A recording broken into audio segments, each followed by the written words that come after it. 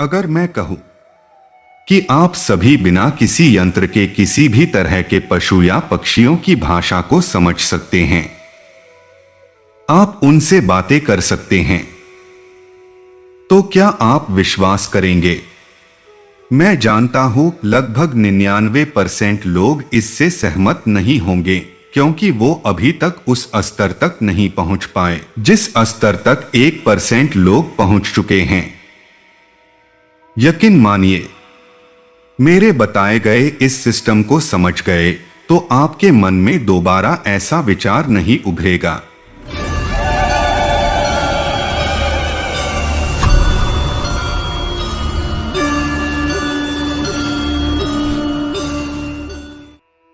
तो इससे पहले मानव निर्मित इस यंत्र के बारे में जानते हैं। आप इसे देख रहे हैं, इस यंत्र के नाम कितने लोगों को पता हैं? कोई बता सकता है ये क्या है? मेरे हिसाब से लगभग 100% में 100% लोग इस यंत्र के बारे में जानते हैं। शायद इसे मोबाइल बोलते हैं।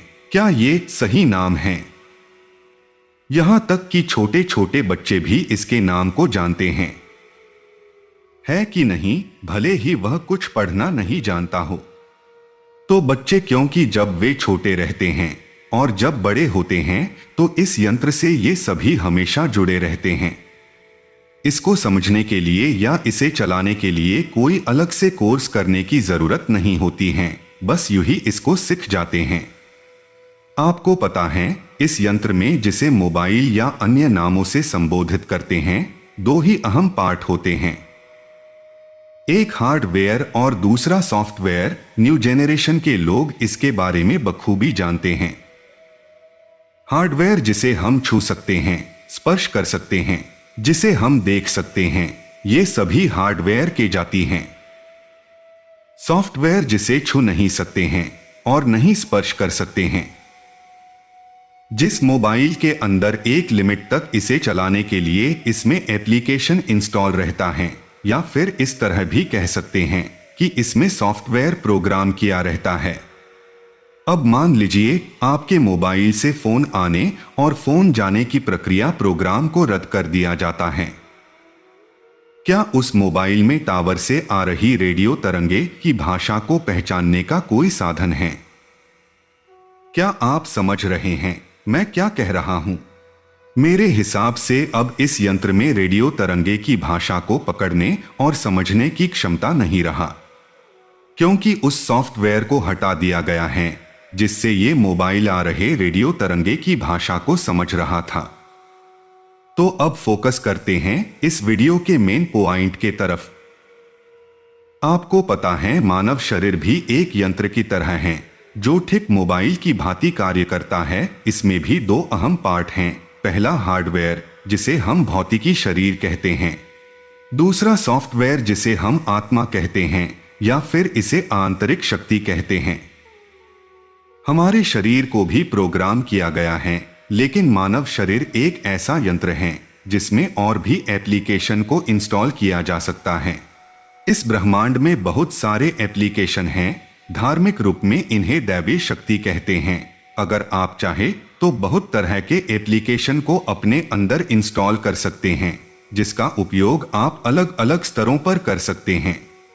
सनातन धर्म में ऐसे बहुत सारे ऋषि मुनि हुए हैं जिन्होंने ऐसा करने में सफल हैं।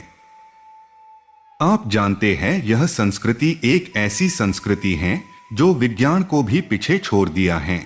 विज्ञान को यह स्वीकार करना होगा। मंत्र सनातन धर्म की एक अहम हिस्सा माना जाता है, क्योंकि मंत्र अपने आप में बहुत ही शक्तिशाली होते हैं। इसका उपयोग आदि कालों से होते चला आ रहा है। पहले जब किसी को कोई एप्लीकेशन यानी ऊर्जा स्टोर करना होता था तो वे मंत्र जाप करते थे, क्योंकि मंत्र एप्लीकेशन इंस्टॉलर हैं। ऐसा कहने में आपको कुछ अजीब लगता होगा, लेकिन आज के जेनरेशन को समझाने का यह एक सरल उपाय है। मंत्र को आप शक्ति इंस्टॉलर जानिए, क्योंकि मंत्र शरीर के ऊर्जा को स्टोर करने में सक्षम है। तो अगर आप किसी भी पशु या पक्षी की आवाज को समझना और उसे बातचीत करना चाहते हैं तो उसके लिए आपको अपने सिस्टम में एक एप्लीकेशन इंस्टॉल करना पड़ेगा। यानी आप मंत्रों के जाप करके आपको इस स्तर से उस स्तर तक पहुंचना पड़ेगा।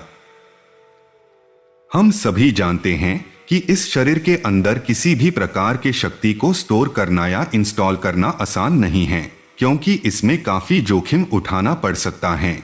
मंत्र आवाहन के समय और भी शक्तियां हमारे तरफ आकर्षित होती हैं।